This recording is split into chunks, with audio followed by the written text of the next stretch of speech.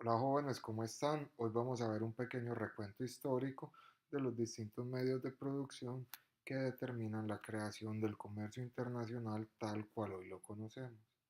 Vamos a iniciar desde la etapa feudal, en el cual existía un sistema económico bajo el cual el estatus económico o la autoridad máxima estaba asociada a la tenencia de la tierra y por ende, la tenencia de la tierra determinaba el poder.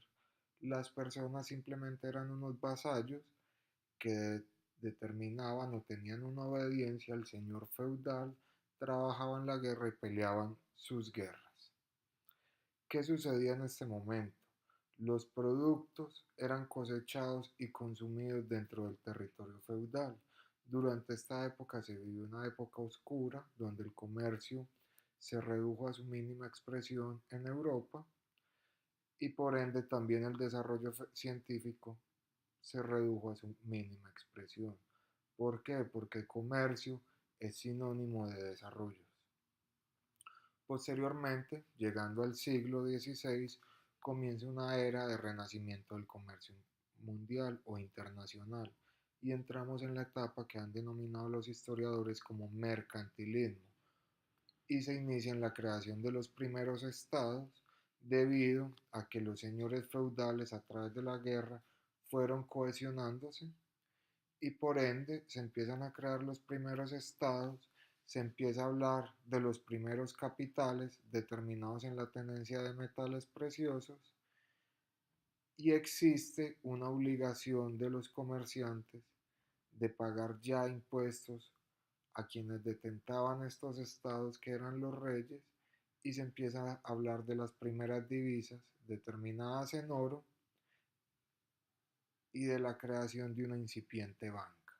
La palabra banca viene porque en Italia quien prestaba plata se sentaba simplemente en un banco y cobraba unos intereses por la facilitación de un capital para una empresa o aventura y por ende este fue el desarrollo de la primer banca.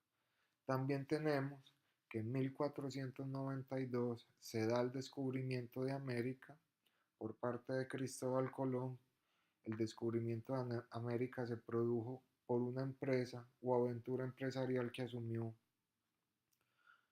Isabel la Católica en España y ello conllevó una expansión mundial del comercio. ¿Por qué? Porque si ustedes mal no recuerdan, Cristóbal Colón no venía para América, sino que iba para un viaje a Asia, tratando de descubrir una ruta más corta para llegar de Europa a Asia sin tener que pasar por África. ¿Qué trajo este mercantilismo? Se expandió y se creó una nueva clase que detentaba dinero, mas no detentaba títulos nobles, que fue la clase burguesa. Posteriormente, esta clase burguesa es la que inicia la creación de nuevas ideas políticas en contra de la nobleza que detentaba el poder. ¿Por qué? Porque los burgueses tenían riqueza mas no poder. Y ello conllevó a que, por ejemplo, se diera la Revolución Francesa y se habla también que la independencia de Estados Unidos fue un surgimiento de una clase burguesa en contra de la monarquía inglesa.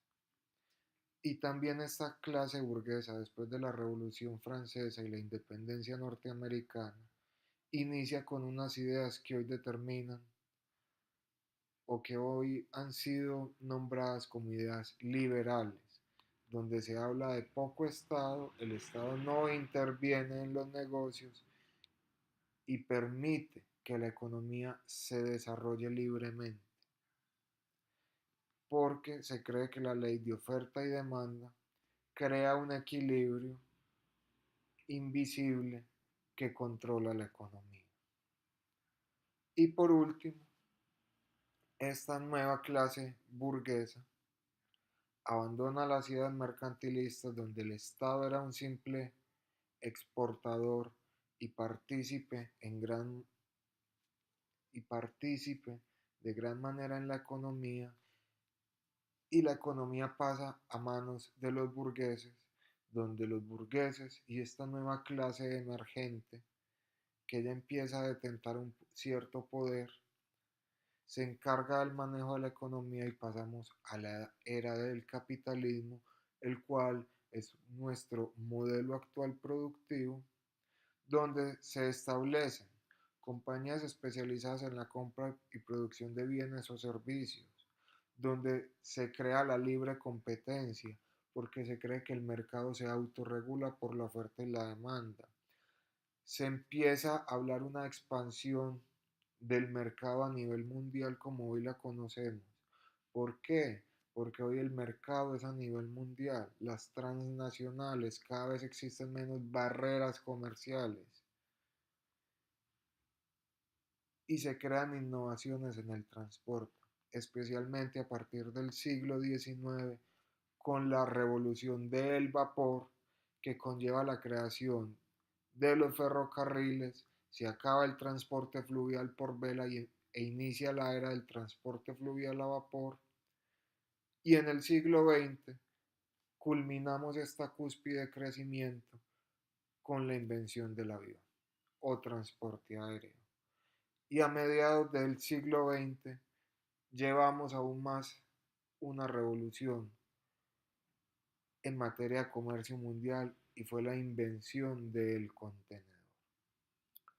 A partir de la Primera Guerra Mundial entramos en una edad de oro del comercio.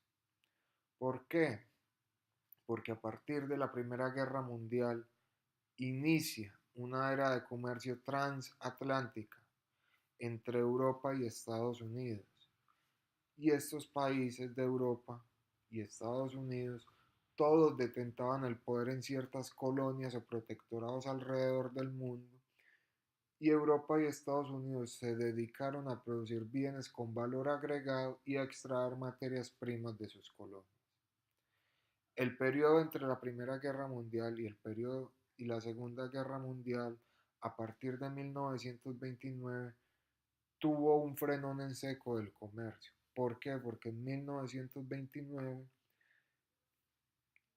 sucede lo que han denominado como la Gran Depresión, y es que en Estados Unidos existe un crash financiero que determina una depresión en la economía norteamericana que se irrigó al resto de la economía mundial, existe una caída de la demanda agregada en la economía y esto conlleva que todo el mundo entre en recesión económica hasta la Segunda Guerra Mundial.